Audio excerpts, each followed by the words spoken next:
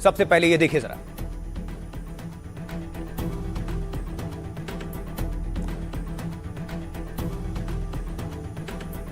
ये अतीक अहमद के बेटे के अबान के जनाजे की तस्वीर है। जेल से पहुंचे उमर और अली ने अबान के जनाजे को कंधा दिया। तस्वीर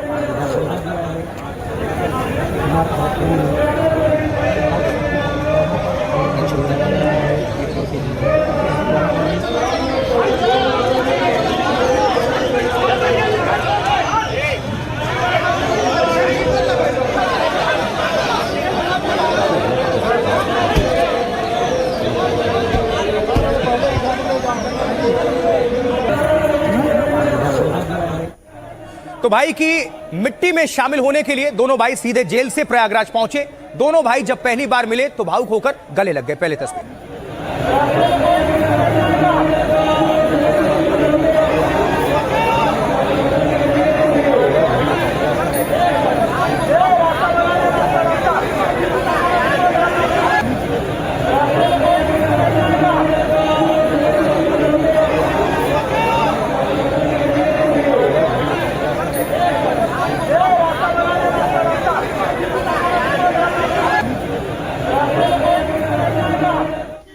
और इससे पहले झांसी जेल से अली को लेकर पुलिस की टीम निकली। कोर्ट के आदेश के बाद जनाजे में शामिल कराने के लिए इनको लेकर आया गया, भारी सुरक्षा के बीच।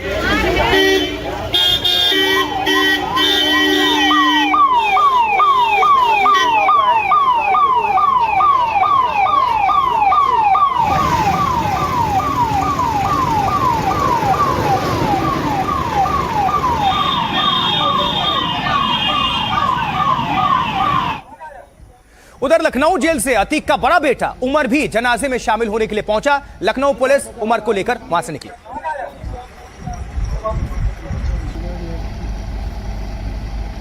नजर आ रहा है, इसीलिए उमर अंसारी अपने खातेदारी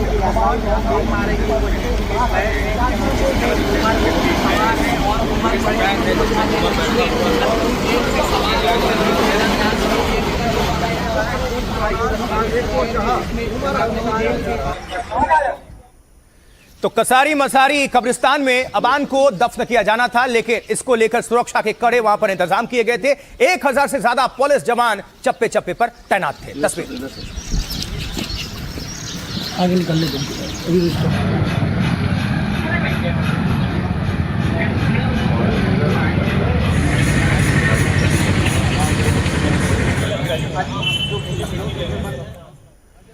वहीं अबान के जनाजे में शामिल होने के लिए लोग दोपहर से पहुंचने लगे थे, जिसकी तस्वीरें अब आपके सामने रख रहे हैं। देखिए जरा।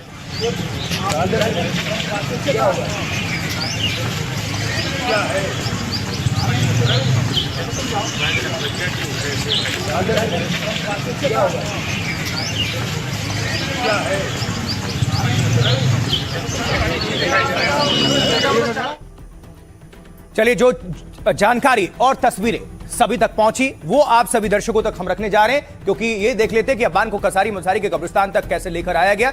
देखिए जरा, समझिए। अतीक अहमद के छोटे बेटे अबान को सुपुर्दे खाक आज कर दिया गया। कसारी मसारी के कब्रिस्तान में अतीक के बगल में दफनाया गया। अबान के जनाजे को लेकर कड़ी सुरक्षा व्यवस्था की गई थी। कब्रिस्तान में सुबह से ही सैकड़ों पुलिस कर्मी वहां पर तैनात हो गए थे। जनाजे के रूट पर भी पुलिस का कड़ा पहरा था। कसारी मसारी कब्रिस्तान के बाहर पुलिस ने कई लेयर्स में बैरिकेडिंग भी की थी। कब्रिस्तान में आने जाने वाले लोगों की वीडियो रिकॉर्डिंग भी पुलिस ने करवाई। आप देखें कि ठीक मेरे पीछे आप देख रहे होंगे कि पुलिस की बैरिकेडिंग कर दी गई है, सख्त जो है सुरक्षा कड़ी कर दी गई है, बंदोबस्त है चाक चौबंद। और आप देखें कि पीछे जो भीड़ है अबान के जनाजे को देखने के लिए वो यहाँ पर पहुंची। हालांकि पुलिस ने जो है बहुत ज्यादा सख्ती बरती हुई है। यही वजह है कि भीड़ को यहाँ से जो है बाहर रखा गया है, परमिशन दी गई है। उसके बाद ये भी मनाही है कि किसी तरीके की वो बयानबाजी नहीं करेंगे। और आप देखें कि जो भीड़ है यहाँ पर कसारी मसारी कब्रिस्तान के बाहर, उनको यहाँ पर रोक दिया गया है। अबान को सुपुर्दे खाक करने के वक्त तक अंधेरा हो चुका था। इसको लेकर पहले से ही कब्रिस्तान में लाइट्स के इंतजाम कर लिए गए थे। 21 साल के अबान की झांसी में एक सड़क दुर्घटना में मौत हो गई थी। कसारी मसारी कब्रिस्तान में अतीक के बगल में उसकी कब्र खोदी गई थी। यहीं पर अतीक अहमद के साथ दादा फिरोज, चाचा अशरफ की भी कब्र है। साथ ही अबान के भाई असद का भी कब्र यहीं पर मौजूद है। जनाजे के लिए अबान के दोनों भाइयों का इंतजार किया जा रहा था। दोनों भाइयों को सीधे कब्रिस्तान लेकर आया गया। वैन के बाहर 100 से ज्यादा पुलिस के जवान तैनात थे। कब्रिस्तान के आसपास 1000 से ज्यादा पुलिसकर्मी सुरक्षा में लगे रहे। शाम 4:30 बजे उमर को लेकर पुलिस कब्रिस्तान पहुंची। और अब एक और तस्वीर आपके सामने रखने जा रहे हैं, उस पर नजर डालिए। अब जैसे ही लखनऊ जेल से भाई उमर को भी प्रयागराज लेकर आया गया, उसकी तस्वीरें अभी आप देख रहे हैं। देखिए सर, अपने भाई की मिट्टी में शामिल होने के लिए लखनऊ जेल से उमर को प्रयागराज लाया गया। ये तब की तस्वीरें हैं जो आपके सामने हैं जब पुलिस वैन प्रयागराज पहुंची थी।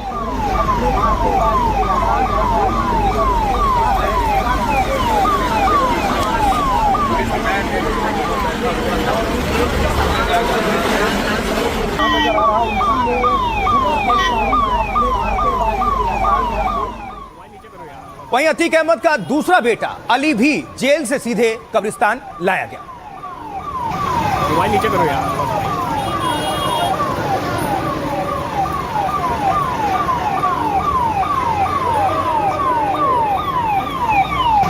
मोबाइल नीचे करो यार।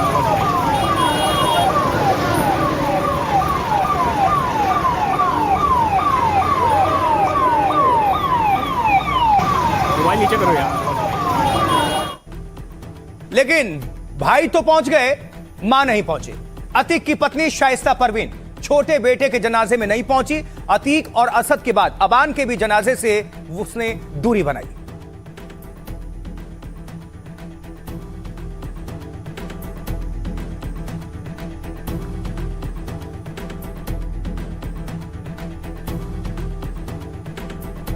और अब आपको बताते हैं कैसे दोनों भाइयों को जेल से प्रयागराज लेकर आया गया। देखिए, झांसी से प्रयागराज की दूरी है 400 किलोमीटर लगभग। झांसी जेल में बंद अली पुलिस वैन में प्रयागराज लेकर आया गया। अली का चेहरा नजर ना आए इसलिए पुलिस ने वैन पर पर्दे डाल दिए थे। झांसी से अली को पहले बुंदेलखंड एक्सप्रेसवे से लेकर जाने की चर्चा थी, बाद में जालौर में रूट बदल दिया गया और अली को वाया कानपुर होते हुए प्रयागराज लेकर आया गया। और लखनऊ प्रयागराज की दूरी है लगभग 200 किलोमीटर। अतीक के बड़े बेटे उमर को लखनऊ से प्रयागराज लाया गया। लखनऊ जेल से उमर 12:30 बजे बाहर निकला। उमर के पुलिस वैन पर भी पर्दे लगाए गए थे। उमर को 20 से ज्यादा पुलिसकर्मी लेकर प्रयागराज पहुंचे। वैन के आगे पीछे पुलिस की दो गाड़ियां चल रही थी। जिस थाने से उसकी गाड़ी गुजरी वहां की पुलिस ने स्कॉट किया। और अब जेल से दोनों भाई मिट्टी देने पहुंचे, लेकिन शाइस्ता नहीं पहुंची। मौके पर मौजूद एनडीटीवी संवाददाता की रिपोर्ट दिखा रहे हैं आपको। देखिए, ये दोनों जो प्रिजन वैन दिख रही है, एक में अतीक का सबसे बड़ा बेटा उमर अहमद है पुलिस कस्टडी में, और दूसरी वैन जो आप देख रहे हैं उसके ठीक पीछे उसमें अली अहमद है, जो कि जिसको कि झांसी जेल से लाया गया है। शुक्रवार को दोनों को कोर्ट ने बाकायदा कस्टडी जो है पैरोल दी है और शर्त के अनुसार जो है इनको जो है सिर्फ यहाँ फ्यूनरल में अटेंड करने के लिए यहाँ पे परमिशन मिली है। और बाकायदा ये भी इनको जो है सख्त निर्देश दिया गया है कि वो मीडिया से कोई बात नहीं करेंगे। लेकिन आप देखिए कि यहाँ पर हज़ारों की तादाद में जो अतीक अहमद के समर्थक रहे हैं वो यहाँ पर मौजूद हैं इस कब्रिस्तान में। देखिए जो भीड़ है, करीब अगर हम भीड़ की बात करें तो 5 से 6 हज़ार के ज़्यादा लोग हैं वो यहाँ पर पहुँचे हुए हैं। हालांकि पुलिस ने जो है सब सिक्योरिटी की हुई है। आप मेरे पीछे देखिए तो पुलिस का जो है सुरक्षा का कड़ा जो है यहाँ पे घेरा देखने को मिल रहा है।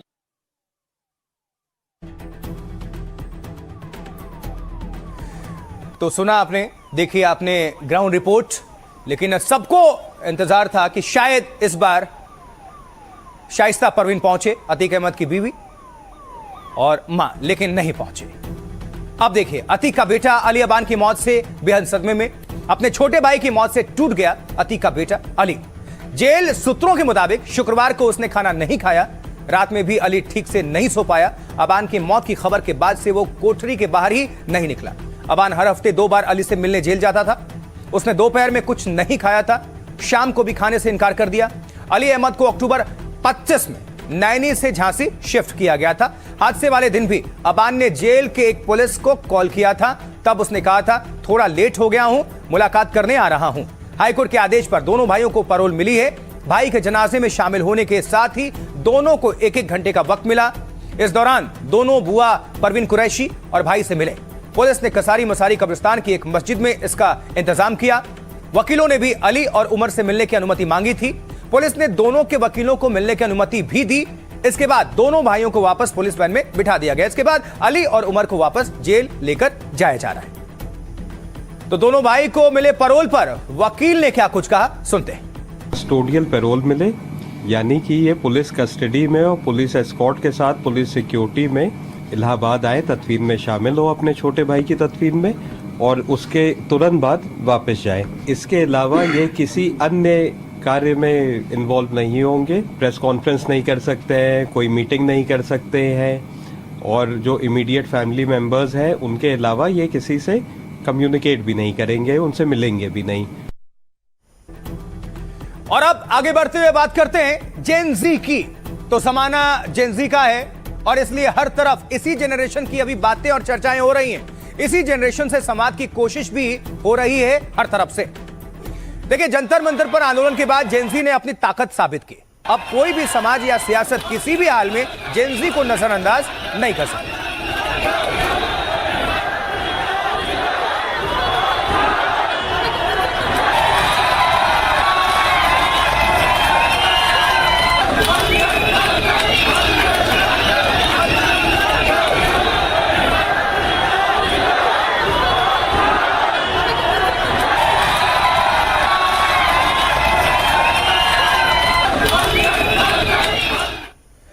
तो छात्रों और युवाओं का जनरेशन जेन जी है जो लगातार अपने हक की आवाज बुलंद कर रहा उठा रहा है। दिल्ली के जंतर मंतर के बाद छात्र झारखंड में अपनी आवाज को उठा रहे हैं और आंदोलन वहां पर कर रहे हैं। सुनवाइए जरा।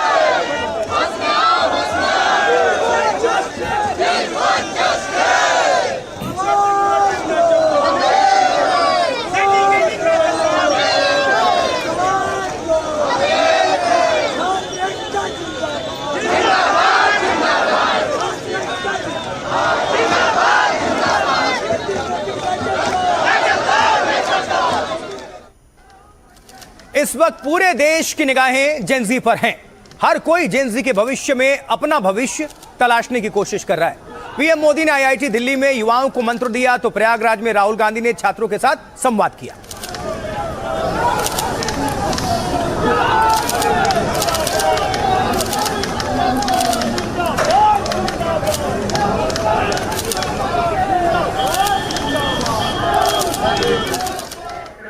वहीं इस बीच आज प्रधानमंत्री नरेंद्र मोदी आईआईटी दिल्ली पहुंचे। उन्होंने संस्थान के दीक्षांत समारोह में हिस्सा लिया।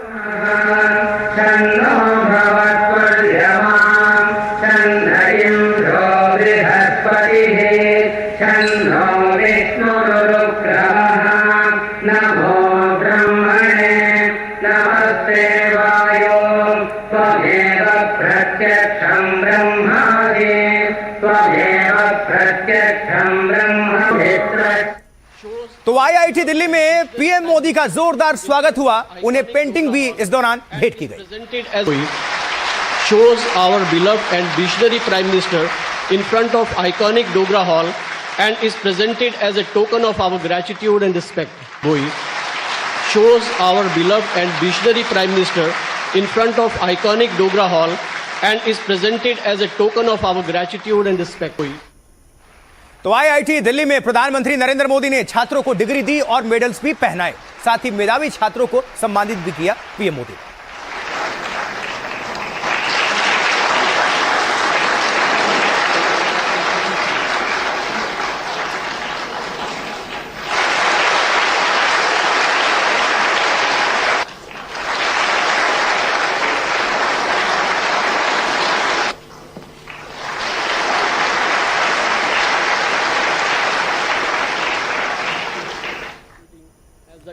पीएम मोदी ने आईआईटी दिल्ली के सोनीपत कैंपस में स्थापित परम प्रज्ञा नाम के AI based high performance super computer का रिमोट से उद्घाटन किया। इस सुपर कंप्यूटर से artificial intelligence, AI, data science, advance computing और रिसर्च में मदद मिलेगी।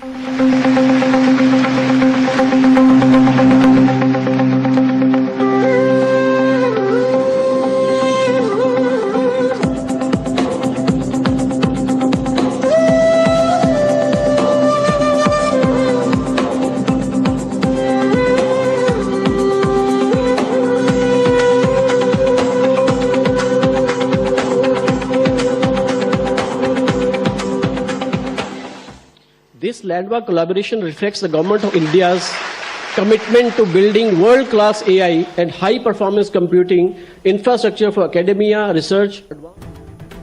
आइए अब जल्दी से देखते हैं प्रधानमंत्री नरेंद्र मोदी ने आईआईटी के छात्रों को कौन कौन से मंत्र दिए, कौन कौन से टिप्स दिए। देखिए, दिल्ली में आईआईटी छात्रों को पीएम मोदी ने संबोधित किया। पीएम मोदी ने कहा, हर पीढ़ी की अपनी चुनौतियां और जिम्मेदारियां होती हैं। इस पीढ़ी के लिए आने वाला समय और बेहद चुनौतीपूर्ण है।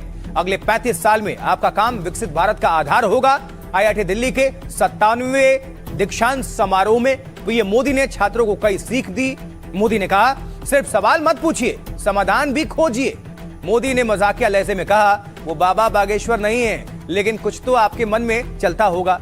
पीएम मोदी के इस अंदाज पर वहां मौजूद सभी लोग ठहाके मारने लगे, हंसने लगे। पीएम ने छात्रों को डिग्री दी और मेडल्स पहनाए। दीक्षांत समारोह में 3000 से ज्यादा छात्र शामिल हुए। इनमें पीएचडी कर रहे 587 छात्र भी शामिल हैं। इस दौरान पीएम ने छात्रों से कहा, हमेशा सीखते रहें और समाधान भी खोजते रहें। अब आपको सीधा प्रधानमंत्री नरेंद्र मोदी ने इस दौरान क्या कुछ कहा, सीधा सुनवाते हैं, सुने। साथियों, आज आप सभी और सारे स्टूडेंट्स इस कार्यक्रम में उपस्थित हैं, लेकिन मन के किसी कोने में कुछ और चल रहा होगा। मैं तो बाबा बागेश्वर नहीं हूं, लेकिन कुछ तो चलता होगा। हर स्टूडेंट के मन में आने वाले कल की अपनी अपनी तस्वीर होगी। देखिए, प्रधानमंत्री जी आजकल युवाओं से बहुत बढ़िया संवाद कर रहे हैं। आज भी उन्होंने संवाद किया और उनके मन में जो क्यूरियोसिटी है उसको कहीं से भी उसको मरने ना दें। उन्होंने कहा, आज सर्वे हुआ तो जो युवा है उसकी पहली पसंद आज भी नरेंद्र मोदी जी हैं।